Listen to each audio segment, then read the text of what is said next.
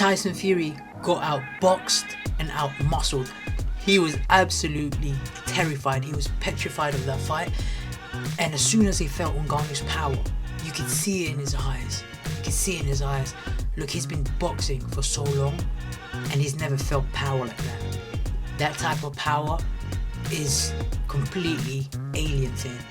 He's never been hit that hard, and you can see it in his eyes. The eyes never lies, Chico. The eyes never lie. And when he felt that power, you could see the look in his eyes. He was like, whoa. Like, literally when he went down, he was, whoa, what just hit me? What was that? You could see the fear enter his eyes at that very moment. And from that moment onwards, he fought scared the whole fight.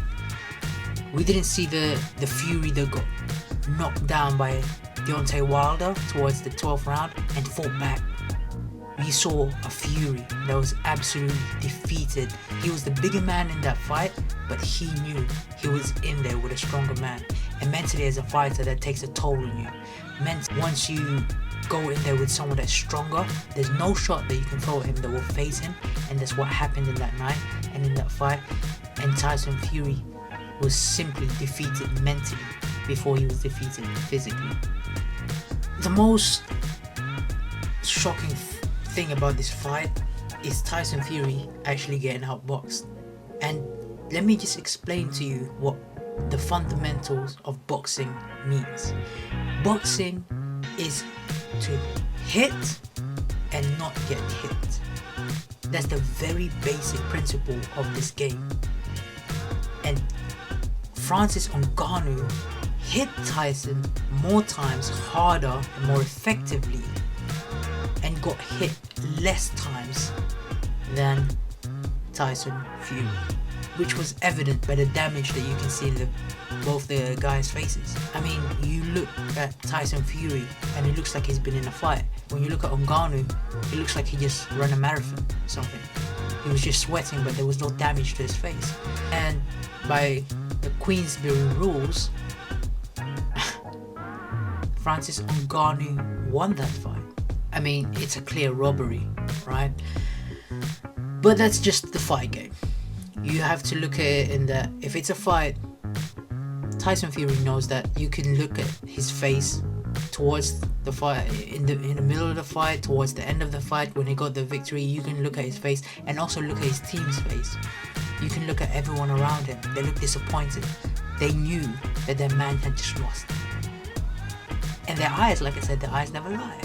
And you can see it in John Fury's eyes, Tommy Fury. Yeah, this is a close fight as well.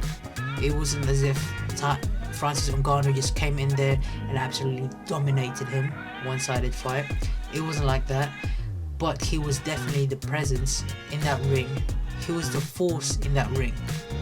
But he controlled that fight. So you look at everyone's reaction, his face, and you could tell that Tyson Fury knew that he was defeated. And mentally, that's going to take a toll on him. I know he gets down sometimes. He's battled mental issues before, depression, and he's going to get down on this. He's going to really doubt himself. Because there was a moment in that fight where he was just stumbling across the ring, and there was one moment where he was actually kneeling down because he stumbled down, and Francis Ngannou was just standing over him. And then there's another moment where he tries to throw a combination and it went off balance, and Tyson Fury tried to push Ngannou, but then he was the one that moved away because Francis Ngannou was so solid, and he was the one that actually moved across the ring, and he got stuck and he stumbled in the corner of the ring, and then he was just stuck there, and he was just looking at him like so petrified. It looked like he was cowering in the corner. I'm not saying Tyson Fury is a coward, he's not. He's by all means a champion and he's fought so many things. But in that night, he was just in there with a stronger man and a force to be reckoned with. And he knew that within himself, that's what petrified him. He was in there with a force so powerful that he could not do anything about it. No matter how many punches he threw, he tried to solve it, he tried to stick and jab, he tried to counter and feints. There was nothing because Francis Ngannou was so powerful. And he was really outboxed. He was outboxed. I mean, Francis Ngannou was catching most of his punches. And what surprised me is Ngannou is so disciplined. He's technically skilled. Those counter, especially the round 3 knockdown, the knockdown where he just perfectly timed that counter left hook, waited for it, and as soon as he felt the straight right hand come through, he just came across with a counter left hook straight away. He shot for that straight away. That's perfect timing. His gloves was perfectly intact, high guard as well to the temple, and then he just caught him right there. Perfectly timed shot.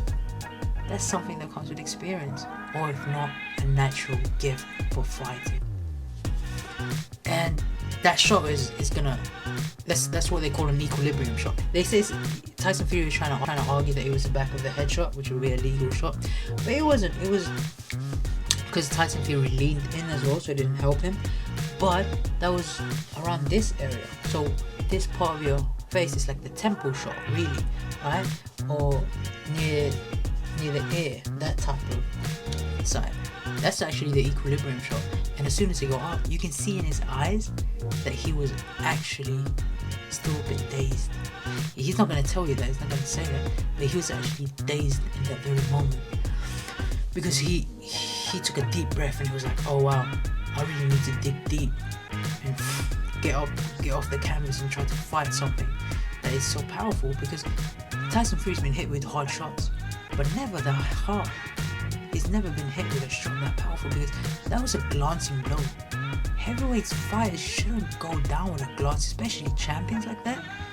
You've experienced so many great punches. You shouldn't go down. But you see, Ngannou has that freakish power, that touch of death, so to speak, with both hands too. People always go on about his right hand. He has power in both hands, whereas if you look at Wilder, he only has power in his right hand, really. But with Francis Ngannou, I mean, the left hook was there for him all night long. He caught him all night long. And that was the most terrifying thing about him.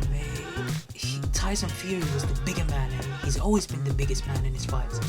He's 6'9", and typically always outweighs his opponents. But this time around, he's in there with a smaller man, a lighter man, but a stronger man. Francis Ngannou was a stronger fighter. He looked bigger. He looks... Actually, during the fight, he didn't even look smaller than him. Like, typically, the height difference, even though you're stronger or bigger than, more muscular than Tyson Fury, typically they're much smaller. But in that fight, Ngannou looks really same height, because Tyson Fury sometimes dips down, and you know he sometimes he dips down and he crouches when he punches, so that actually loses a lot of his height. And Francis Ngannou was just upright the whole fight, and he looks tall, and Francis Ngannou should be proud of himself. And look, you can say it was a close fight, but the real loser of this fight is actually boxing. See, boxing lost a lot of its credibility with this exhibition fight. And you know what they say, play stupid games, win stupid prizes. I mean, there's nothing for boxing to be gained for a heavyweight champion fighting someone that is completely a novice in an exhibition match. You have everything to lose. And yeah, boxing lost. I mean, MMA has won and boxing has lost, albeit not officially, but it's the politics of the game, albeit not officially in the scorecards, but by the people's standards, by those who have eyes and witnessed, boxing lost against MMA. Look man, boxing is loyal to nobody but them hands. Boxing is loyal only to the hands. If you have power, if you have speed, if you have technique in these hands, it doesn't matter if you're the boxer and the most experienced fighter in the world, you're gonna get beat. And that's the thing with power. When you have so much power, you can really equalize a lot of things. You can equalize experience, everything. Because once you get hit hard enough, you become an amateur. It doesn't matter how many titles, how much experience you have. As soon as you get hit and you get wobbled, you're a toddler. You don't even know how to walk. Much more so to think and put all that skills and experience into place. So that's what happened last night. Tyson Fury is by far the most superior boxer. Knowledge, skill-wise, everything. But once he got hit by that punch and his whole world was shaking, he couldn't remember a thing. And throughout the fight, it wasn't just around the third round that he won either. Ngannou won a few rounds as well. Most notably the 8th round. The baddest man on the planet is Francis Ngannou, the people's lineal heavyweight champion of the world, Francis Ngannou. Congratulations. The story of Ngannou is so inspiring to many people like myself that just started from the bottom, trying to make their way and trying to achieve their dream. Ngannou is a hero to many, and a deserving one at that. Albeit he didn't win the fight, but he won in many people's hearts. But in terms of Tyson Fury, I hope he recovers. He's still officially the lineal champion. He's gonna have a massive heavyweight fight with Usyk. For Tyson Fury, I just hope that this doesn't get him down. He's still a champion and in many people's heart, and he's still the Gypsy King. So keep him grinding, keep him riding. He's still undefeated. That's all that matters. He won officially on the scorecards, and keep on going. Hopefully we get to see the Anthony Joshua fight, Usyk, make those fights happen. I definitely don't want to see him retire or quit. He has so much more to offer in the sport of boxing, and he's done the sport of boxing so much wonders. So we should all be thankful for Tyson Fury, and he is still a champion. Overall, this was an entertainment fight. I definitely enjoyed the show, let's call it. And albeit we didn't, albeit the main card was actually quite anticlimactic. It wasn't really a great fight. There wasn't much in it. It wasn't an entertaining fight. It was all-out war. It weren't no hand haggler or anything like that. It was still an enjoyable night, and the show and the people actually in the crowd made it a fun watch. But that's my review, my fight analysis of Tyson Fury versus Francis Ngannou. Hope you like that video. Please like, comment, and subscribe to my channel for more content. Thank you so much, and let's go.